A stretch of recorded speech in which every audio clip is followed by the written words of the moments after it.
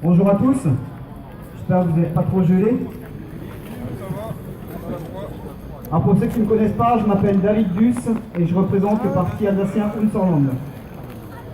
Alors une fois de plus, le Gaulle a réuni pour sauver notre nappe phréatique. Depuis plusieurs années, Stocamine empoisonne le citoyen ainsi que l'engagé politique que je suis. Et l'engagé politique s'indigne également contre l'irresponsabilité des différents gouvernements de ceux qui s'obstinent à ne pas vider ces galeries. Nous demandons le déstockage complet de tous les déchets, l'enfouissement définitif de ces déchets dangereux, même partiellement, dans des galeries aussi proches de la nappe phréatique alsacienne ainsi qu'en pleine zone sismique, constituera toujours un risque majeur. Le risque zéro n'existe donc pas et l'histoire nous l'a déjà montré. Un accident majeur dont personne d'ailleurs ne peut nier la probabilité marquerait tout simplement l'effondrement de la vie et donc la mort de notre territoire alsacien. Des galeries se sont déjà écroulées et aujourd'hui on tente de nous faire croire que ce stockage définitif se fera dans des conditions de sécurité optimales avec des galeries qui tiendraient en place alors que nombre d'entre elles se sont déjà écroulées. Ces énormités que l'on nous raconte, ça me rappelle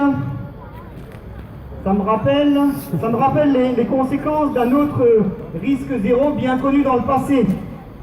Ouais, c'était quoi déjà? Ah oui, ce fameux nuage de Tchernobyl. Hein, je pense que vous vous en souvenez tous. C'est celui qui s'est arrêté à la frontière. Hein? Alors tout cela, évidemment, est tellement énorme d'absurdité que nous serions tentés d'en rire. Mais la situation est dramatiquement inquiétante.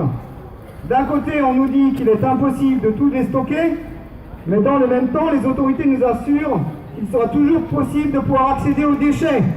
Alors il faut savoir, moi je sais, on nous prend pour des demeurés.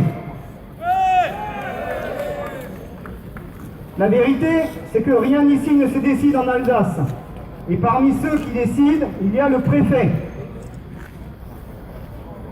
Alors pour ceux qui ne situeraient pas bien, le préfet c'est simple, c'est l'envoyé du roi de France. Et ce, pour Stocamine ou aussi bien pour d'autres sujets. Nous sommes donc suspendus à sa décision. Sauf que ce préfet, il ne sera plus là dans 2 ans, alors que nous, et les déchets, peut-être aussi encore. Alors, il faut quand même rappeler que les Alsaciens se sont massivement exprimés par le biais de milliers de pétitions, notamment ou par la quasi-totalité de leurs élus pour le déstockage total. Mais, le représentant du Royaume de France a décidé de ne pas nous écouter et de ne pas déstocker ces produits dangereux. Et oui, comprenez bien, nous, Alsaciens, ne serions visiblement pas assez intelligents. Nos élus locaux, notamment ceux du conseil départemental ou de la région, ne seraient pas assez compétents pour décider de ce qui est le mieux pour nos territoires et pour notre population. Alors, il faudra bien que ça cesse un jour et que les territoires français comme l'Alsace puissent obtenir le transfert de certaines compétences ainsi que leur financement, comme par exemple dans les domaines de la santé publique ou de l'environnement. De la même manière, il serait grand temps désormais de mettre en œuvre une vraie reconnaissance des pétitions et ainsi de permettre aux citoyens de s'exprimer par le biais de la démocratie directe.